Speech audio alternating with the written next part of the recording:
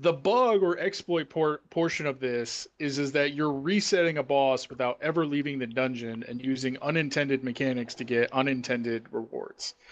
And that's really where the fine line in this comes to be. Is that we're not saying you can't, do whatever it takes. What we're saying is you can't just sit in a dungeon and repeatedly farm a boss because you figured out a way to get it to infinitely spawn and thus infinitely give loot, XP, and otherwise. So that's really where that line is drawn. That is the core of the issue. It's not that you guys can't go farm veteran dungeons. It's that you guys, or not that you guys are even doing it. We're not even accusing anybody of doing it. We're just saying we know we've gotten a couple of questions about it, and we want to get ahead of that and say this is clearly a red line. It's not intended. We don't want to see our members doing it. We don't know what they'll do. They could very well ban people, and we certainly don't want to see like a fourth of our guild, or even 10% of our guild, or 20% of our guild, or any percentage of our guild get banned over doing something like that. Especially considering that you look at previous bans like Mad Pally and Beldor, they're not even giving reasons why they're banning people. So that's that's kind of a decision we kind of made with this one, and we understand some people they may feel differently, but we want to keep that integrity for our group and be like that. Okay. So hopefully that clears up any confusion on the scenario or what ifs or anything else. Yeah, and don't hesitate to ask. Like we're not gonna be upset. We've had people ask questions, and it's like, great, you're correct. That would be an obvious exploit. That boss is appearing every 6 seconds. Don't do it. Or something else where, like Ondals, I initially had a strong reaction about because I thought it was something that had been fixed and then was broken again, and then people were using it despite the fact that it was broken again. I talked to ZOS. They got back to me within 10 minutes, and they said, don't worry about it. We are looking into it, though. And so it was certainly better to communicate with them. Ask Pedro, ask Harper, ask any of the guys that have been in so many alphas, and they're in the alphas because they have that rapport, and they also know about the lists that are circulated, the communications that are circulated that say, don't let that guild in, they just exploit. And so that's why the rule is there. And it diminishes any achievements that we get in game if we have to cheat to get them.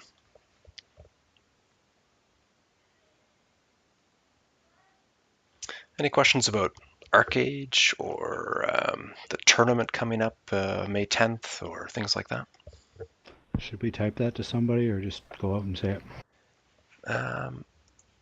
I'll get people to type if they don't mind. That if you can just type in the guild meeting channel there, and we'll ask those questions. We'll get to those first, and then it should be pretty quiet after that.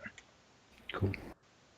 For the alpha, Harper, we're working hard right now to get more alpha key. Of course, like I don't think we're gonna get 70 alpha key, but if you're really like interested into that game, there's a sticky in the Arcage section that asks for the email you signed to the beta with, because when the developers like give us keys, they ask for the email you signed up with.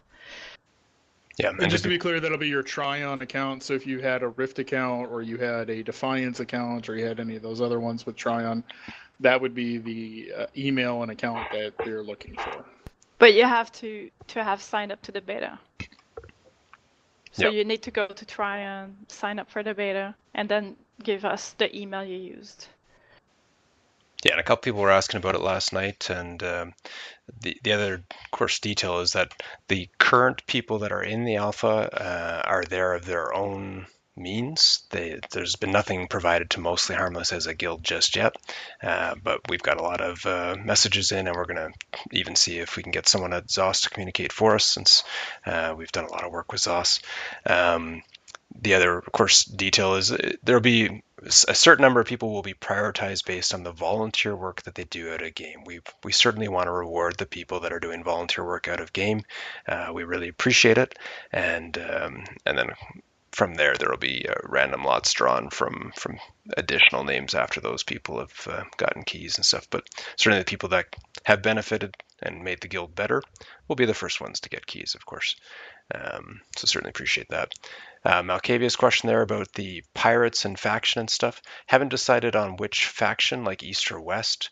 It doesn't matter so much once you get to the northern continent, because you can set your, if they have that North American version yet, then we'll be able to set who we're neutral to, who we're against, and so on. In terms of piracy, that's a good question, because we will be maybe not anti-piracy, but we will not be trying to recruit people who are looking to become pirates. We don't want to attract that demographic, so we'll be pretty clear that the first month there won't be any piracy and stuff, because that would actually detract from our goals. You wouldn't be able to go in the main areas where we need you to go to get the stuff that we need to do. You wouldn't be able to go in the guild. You would be booted of the guild automatically. It's not even our choice. It's the system that's made like that. Yeah, so there'd be definite issues with it. As the game progresses, of course, then that could definitely become an option, whether it's an alternate guild or whether it's the guild as a whole. It's stuff that we'd have to look at. We definitely want to keep very flexible. Dridden is doing a lot of the groundwork on trying to set up a lot of the things for this, so certainly he's a guy to chat with more individually. That very keen member that's been doing a ton of groundwork on this. Although we do want to say that if you want to commit infamy, like if you want to kill like people of our faction, you have the right to do so, as long as you make up for it or make sure that you don't get too infamous that you become a pirate. That's totally fine. If you want to steal someone's like trade pack, you can do it. The exception would be our allies, if we have any. That would be the exception. You can also try to be an honest thief, ambush them, but don't kill them, offer them to let them go with their cargo for exchange of gold. Yeah. Yeah, but that's the only, I think that's the only code of conduct thing, is if you say, okay, give me gold and I'll let you go, well, you have to hold your words. Like, we're not going to be douche, I lied, A lot of those details are really covered on posts that are already up on the forums for you guys to look at. Yeah. And if it's not covered there, then, after you guys take a look at what's covered, maybe then you guys can ask any questions you might have. Yeah, I'm just going through, like, Alaric, you'll see more of it if you missed some stuff there that oh wait, no, I skipped down one there. So Furian's question regarding the you've watched Dark Age for over a year, but now it's here, wondering if it's going to be like Aeon or AOW, what makes it so special that we're talking about it. Just that people like Dodgen and myself, we played it a long time, really enjoyed it. There are people in the alpha test right now really enjoying it. It's certainly not the tab targeting or that kind of stuff that makes it special. It's the sandbox elements of it, where you do stuff and it has an impact on the world. Whereas, I really enjoy the PvP in ESO, I'm loving it, but whether we don't even care if we hold a keep, like, and have our name on it and stuff, just to sell items from it. Like, it's not that type of game. So, so the good. Try key. Oh, baby. Saw that. Hey, Ziz, your mic's open. So Rourke, your question: since the mindset and focus of the guild is to currently expand its multi-gaming theme, who at present is deemed the lead of the ESO division that we look to for the long term for the ESO chapter? I'm playing it. I played Dark Age enough in Korea that I'm not looking to get into the alpha or the beta and stuff. That I certainly plan to keep playing. I'm having a great time. Looking forward to the May 10th fights and stuff.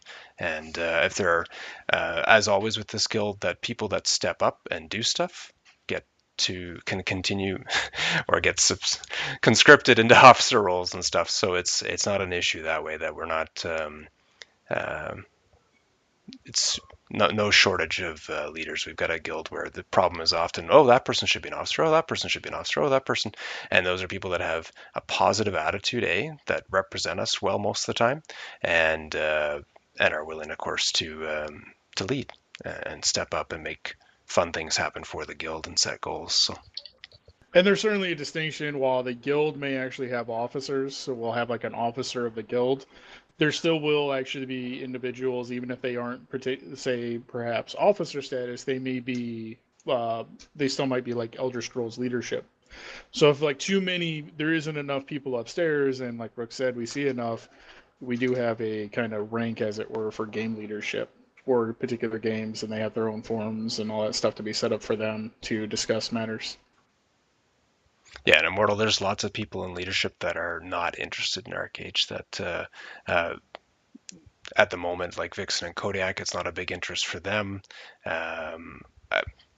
There's other people that have not expressed any interest in it as well. And then there's other people that are in the guild and that are up and coming officers and leaders that will be available to run things. And as Kodiak said, there's the guild as a whole that deals with sponsors and getting keys and access to different games and different things like that. But then there's also the chapter leadership. So it just happens that ESO is our first big game as a new group, or as a newly defined group.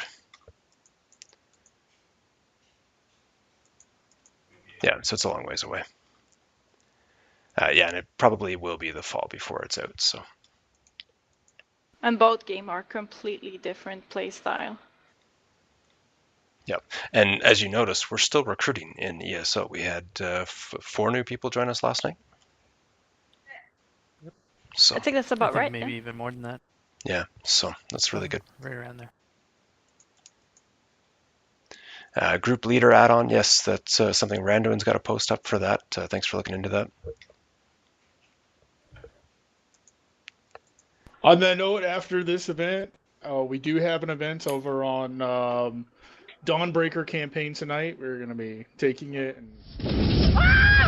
Yes! Promoted! Promoted!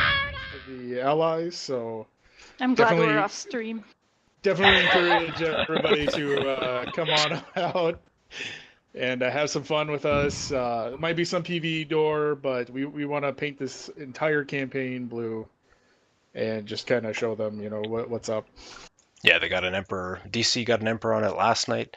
I'm not even sure that PRX is. I don't know that we've got confirmation that they're still there. They were 100% last night. Nice. Okay.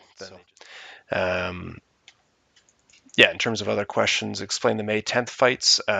So on the evening of May 10th, going to run some individual fights. That'll be a round robin. I'll probably just have a total of like 12 people for the first one, so 4 from each faction, possibly by lottery if there's crazy amounts of interest.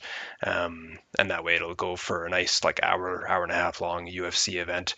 The individuals for that, this is again the easier one to figure out, that people will not know who they're going to fight. They'll be in an area, there'll be all 12 of them there, and we may then randomly determine a slightly different area, but we'll probably just play in that one area for this first event.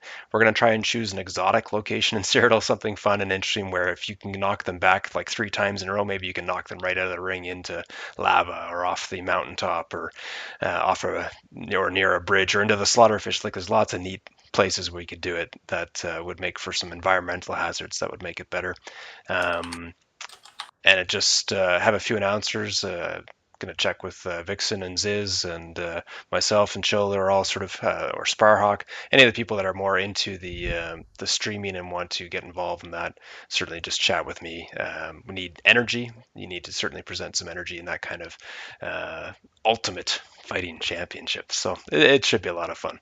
The team events, that's something that Entropy Rising and I have been chatting about for a little while. I think they wanted to do 8v8. I think I'd aim more for 5v5, but I'm talking to some of the guys that are more into that and that are leading this kind of stuff all the time. Team fights are a very different animal.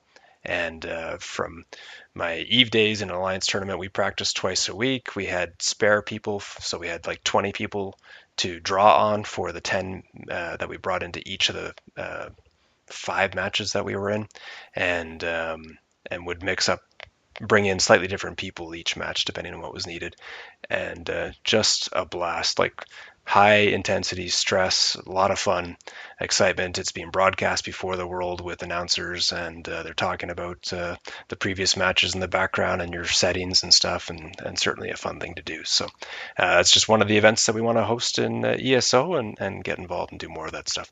We don't have it all ironed out, but we'll do a rough draft with this first one and then see how it goes from there. I think it'll be Saturday. I got to check with the guys, but it might be the Saturday, May 10th afternoon for the first team fights, and then in the evening for the individual fights. Sounds like fun. Yeah. Any other? I'm trying to scroll through the questions there. Yeah, in terms of campaigns and stuff, that Bloodthorn's just been a nice, good training grounds and stuff. I think most people have enough points that people could switch if we wanted to, but there's really no point. Like it's a decent home campaign if people want to have it set that way, and then we can guest wherever we want anytime. So this is probably where we are for the first 3 months, unless something drastically changes. We can go to Oriel's Bow, but it's locked most of the time, and then AD has a huge oceanic presence there. So I was talking to the oceanic guys there that are on the opposite side, and they said, yeah, we have nobody to fight during our time zone, so we just wipe the map. But during your time zone, you guys pressure us a lot. It's like, well, that sounds like fun. PvE door, not exactly what I'm looking for. Whereas I find on the current campaign, there's just about always somebody to fight. There's always a huge force of EP, and yeah, they're bad. Admittedly, nobody can say that any of the EP are pretty decent. I will say Monday of them attacking multiple objectives at the same time, that was a step up. You can't deny it. Over time, they have to get better. I mean, they can't stay bad forever. So I definitely think that it's going to be Bloodthorn is definitely one of the campaigns we'll get the most out of. The other thing we're kind of hoping is that when they make permanent campaigns, as in the cost of switching goes down, before they do that, we're kind of hoping that like some of the AD on Dawnbreaker will actually switch on over for a more permanent 3-way challenge and actually give us something to do. But as Rook said, the only other real option we have is pretty much Oriel's Bow, which has such a huge oceanic presence. I mean, it's a little annoying. And Wabbajack, unfortunately, is just as DC dominated as Bloodthorn is. They have the goons there. They have a lot of other strong DC groups, old school PvP groups that are all on Wabbajack. So Wabbajack tends to be pretty DC dominated as well. So. Yeah. Why the goons have to be DC? We definitely have plenty to do on Bloodthorn. I mean, even if tonight we take a break and go to Dawnbreaker, we're probably going to have a whole bunch of work left to do anyways. So. Yeah, no, it's been a nice mix with our allies. Yeah, nice. They've been pretty tenacious. I've been very surprised because I gotta tell you, if I got smashed like EP every fucking night, I probably wouldn't want to come back. Those guys get butchered wholesale. Yeah. And again, if you guys need to tonight, if you guys need to get into the Dawnbreaker campaign and you don't want to set a home, you guys can teleport onto me. That's at Kodiak in the guild. You can just right-click, teleport to player. It will let you in. You do not have to set your guest campaign. You do not have to set your home campaign. It'll just let you right in. You can MHX up in zone. We'll invite you. We're getting close to one group here, about half full. We're hoping to get a couple of groups, and we're just going to go ahead and we're going to smash the ever-living shit out of the game here. 80. Yeah, the 80. We prepped. We had big props for those of you who came out of Mayhem. I'm not gonna say names because honestly, I don't remember them all. But I don't want to leave anybody out. But Operation Brown October was a total success. We came out about an hour before the guild meeting, and we knocked all the keeps down to about 50% on all the walls, so that way we can easily blitz through them. Nice. I think on that note, those of us that are here and interested, let's go do some PvP, and let's make sure we get some Ghost and Mayhem squads set up as well for people that want to do more smaller scale stuff. Always a lot of fun. And certainly anytime you see us on. And don't worry about people being in the arcades channel. Like I know Pedro's very helpful with the crafting and stuff and has logged in to get some stuff done for people. Don't worry about ESO. The games tend to work in 6-month cycles and before people move on, and maybe sometimes longer. So certainly if people are worried, don't worry. This is not the type of guild that as long as there's enough people interested in the game, there's a chapter. And yeah, so we certainly want to do, we didn't put in the year of work to leave it after a month or anything like that. Having a great time, looking forward to having some more fun tonight. So thanks everybody for coming out for the meeting, and don't hesitate to ask any of the veteran members or officers. We're having another meeting on Monday night, I think, for the officers. I'll just double check on that with the guys here in a bit, but certainly don't hesitate to chat with us anytime.